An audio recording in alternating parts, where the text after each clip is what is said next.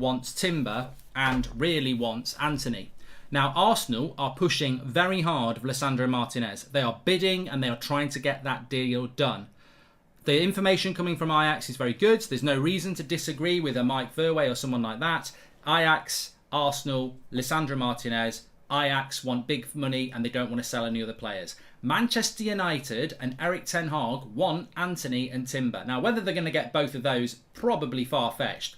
But right now, Manchester United are in talks with Ajax, not really for bids. They're really trying to play on the relationships, the dynamics of Edwin van der Sar being a former United player, the dynamic of the respect between Manchester United and Ajax, and the major dynamic that Erik ten Hag did a lot of good for Ajax over the last few years. They're playing on that. They're almost pleading on that and saying, please, don't be selling Arsenal Lisandro Martinez and then closing your shop. If you're going to give Arsenal Lisandro Martinez, then please let us have a couple of players ourselves. And this is what's going on with Manchester United at the moment. They are not bidding on Ajax players. They are negotiating with Ajax to say, we will bid. It will be in a couple of weeks' time. Please take notice of this relationship that we have. And please take notice of the fact of what Erik ten Hag has done at this club for you.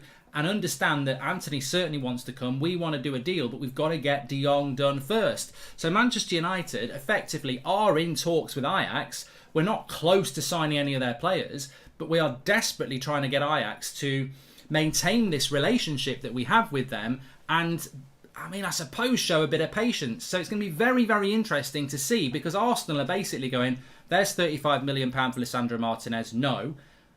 They'll probably go back 40. Will they keep saying no? And if they say yes, will Ajax then say we're not selling anybody else? So Manchester United are in negotiations with Ajax. We're not close and we're not bidding. We're certainly not bidding on a centre-back at the moment because we need to get midfielder and De Jong and Anthony done first. But we are deep in conversation with Ajax, and a lot of it is about maintaining that relationship and almost, as I say, pleading with them to say, look, give us a little bit of time. We do want to do these deals. But for Ajax, you can understand if they just go no, because they've sold half their team. Fabrizio mentioned yesterday Tagliafico, the left back, 1 year left on his contract. They'll probably let him go. The goalkeeper's gone. The right back's gone. Gravenberg's gone. Haller's gone.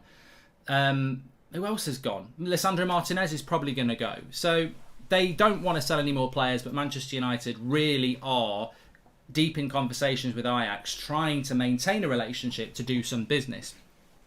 We're an utter joke, says Saints.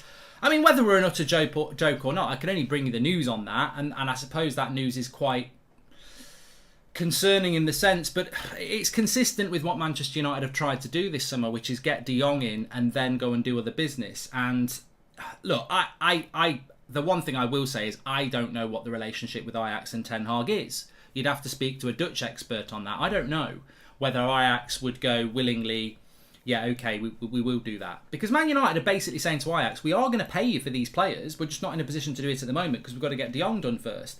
Now, Ajax could be stubborn, or they could be, look, at the end of the day, Ten Hag did a lot of good work for us. We want to maintain the relationship. You're going to give us fair price. Let's do the business. So it's going to be very interesting to see what happens, because Arsenal are really pushing on Lisandro Martinez. And really pushing hard, and they will go in with another fee as well. So interesting to see what happens with that. We need De Jong, or we're not even going to get Conference League this season, says Nazar. So the second bit of information for you, and if you didn't like the last one, which look, I don't mind the last update. It's I suppose it's logical in a sense. The second update, I've been trying to get this for a long time. Got it last night. Manchester United, second midfielder, no plan to buy a second midfielder. So breaking news on that one. Manchester United have got no plan to buy a second midfielder. The plan is to get De Jong, get Anthony, get a centre-back, and then maybe a full-back, and obviously Eriksen. That would be their 5 signings. There is no plan to go and get a Kante or a Sangari or Ruben Neves or anything like that. No plan for Manchester United to do that. They don't have the budget to do it, and it's not been prioritised. So whether you like that or you don't like that, the logic behind this, if you get De Jong, you've got McTominay, you've got Fred, you've got Garner, you've got Van der Beek.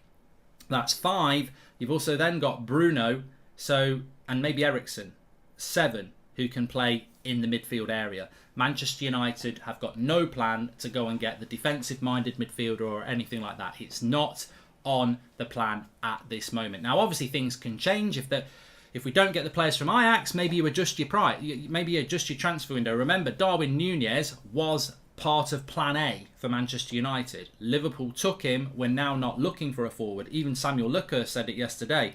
Anthony is now seen as a forward that's dynamic. That means they don't have to go for a out-and-out striker.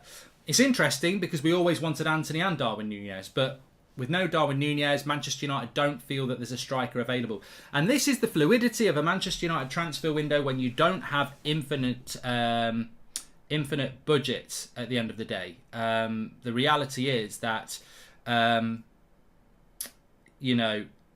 breaking on Sky Sports News now. Okay, let's have a quick look. Somebody just said. I mean, I've probably just been scammed here, but let's have a look. No. Arsenal awaiting a response from Ajax after submitting a second offer for Lisandro Martinez. Manchester United have asked to be kept informed of developments over Martinez while they prepare an offer as they focus on securing De Jong. Well, that's probably well briefed. That's from Charlie Watts, who's Arsenal. I mean, he's obviously had similar information to I've had this morning. That's very good. I can't see anything breaking about Eriksen. I don't know whether I'm being scammed a little bit here. Thank you very much for doing that and breaking my concentration. But no, I can't see anything there about that. But yeah, as I said. Hi, Mark. It's breaking on Slow Sports. Sky Sports News ain't all that anyway. Just a suggestion. Why don't they loan Palestri and Ahmad to Ajax to help with oiling the cogs, Ryan? I mean, look, these sort of things can be part of the conversation, but I want to go back to what I know is breaking news and what I know is relevant news. And what I know is breaking news and what I know is relevant news is that Manchester United are not looking for a second midfielder after Frenkie de Jong. Now, I know that's going to be really disappointing to some people, but that is the noise coming out of Manchester United, that they almost want to manage expectations. I agree. Sangari, plenty of others. Declan Rice was a player that Man United wanted, but they got priced out of. But I think, whether we like it or not, and I don't like the fact that we're not going for another midfielder because Frenkie de Jong is not a defensive-minded midfielder. I don't care what anybody said. He's not a defensive-minded midfielder. He can play that role, but he's not a breaker-up of the play. That's what we need. Somebody like a Fabinho or a Kante or someone like that. We need that type of player because we just don't have that profile of player at Manchester United. We do need that type of player, but we've already seen this with United. We want Declan Rice, we can't get him, so we won't go for somebody else who's like Declan Rice. We can't get Darwin Núñez, so we won't go for a striker. United have been behaving like this quite a lot recently, where they want a player, and they don't seem to have a plan B or C that they lined up. So Manchester United's transfer window at the moment looks very much like being De Jong, potentially Eriksen or not. I don't know what's happening with that. De Jong, Eriksen, Anthony, a centre-back, maybe a full-back. And that would be their transfer window. There is no plan to go for a defensive-minded midfielder. And that is not just on the club, that is on Ten Hag as well. And what we've got to remember is we were never going to be able to solve every problem in one summer. I think if you gave Erik Ten Hag an unlimited budget, he'd get a right-back, a left-back, a centre